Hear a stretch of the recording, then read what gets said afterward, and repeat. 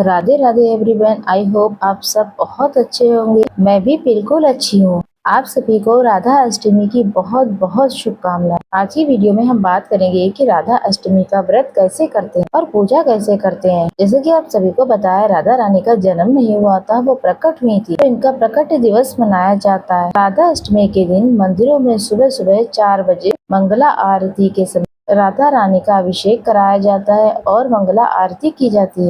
जो हम गृहस्थ लोग हैं वो राधा अष्टमी के दिन दोपहर 12 बजे अभिषेक कराते हैं दोपहर में। जैसे जन्माष्टमी की पूजा रात को 12 बजे होती है, उसी तरह से राधा अष्टमी की पूजा जो है दोपहर में 12 बजे की जाती है। जैसे कि पूजा कैसे की जाती है तो आपको पता ही है। यहाँ पर राधा रानी का विशेष तौर पर श्रृंगार किया जाता है, कलश स्थापना की जाती है। जैसे भगवान श्री कृष्ण का अभिषेक किया था वैसे ही राधा रानी का भी करेंगे। उनको अरबी का भोग लगाया जाता है। हमारी राधा रानी को अरबी अति प्रिय है। नीले रंग के वस्त्र पहनाए जाते हैं क्योंकि हमारी राधा रानी को नीला रंग अति प्रिय है और नीले रंग की पोशाक ना हो तो आप कोई भी पहना सकते हैं। सुंदर से श्रृंगार करके राधा रानी का पूजन किया जाता है। जब भी राधा अष्टमी पे आप राधा रानी का पूजन करें तो राधा कृष्ण का साथ में पूजन करें, क्योंकि भगवान श्री कृष्ण तभी प्रसन्न होते हैं जब राधा रानी प्रसन्न होती है। राधा रानी बिना श्री कृष्ण भगवान की पूजा के कोई भी पूजा स्वीकार नहीं करती, इसलिए राधा अष्टमी के दिन इस तरीके से राधा कृष्ण का पूजन किया जाता है। अब जान लेते हैं राधा अष्टमी का व्रत कैसे करना है। आपको इस व्रत को लेकर बहुत ज्यादा कंफ्यूजन है।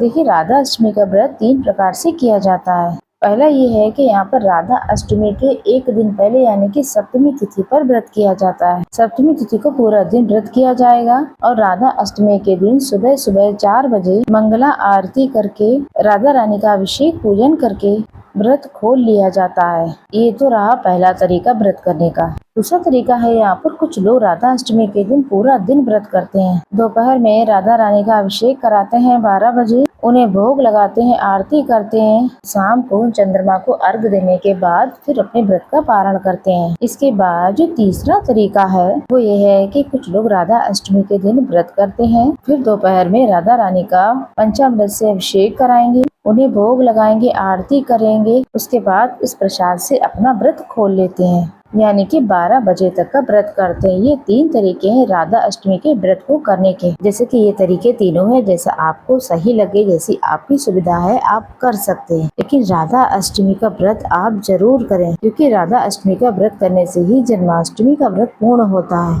देखिए, राधा अष्टमी के दिन हो सके तो भोग में अरबी की सब्जी जरूर बनाएं। राधा रानी को अरबी की सब्जी बहुत बहुत पसंद है। अगर आपके पास राधा रानी नहीं है, आप उनकी सेवा नहीं करते हैं, लड्डू गोपाल जी की सेवा करते हैं, तो आप अपने लड्डू गोपाल को ही राधा रानी का स्वरूप दे सकते हैं। और मैं भी अपने लड्डू गोपाल जी को राधा रानी का स्वरूप देकर उनका पूजन करती हूँ।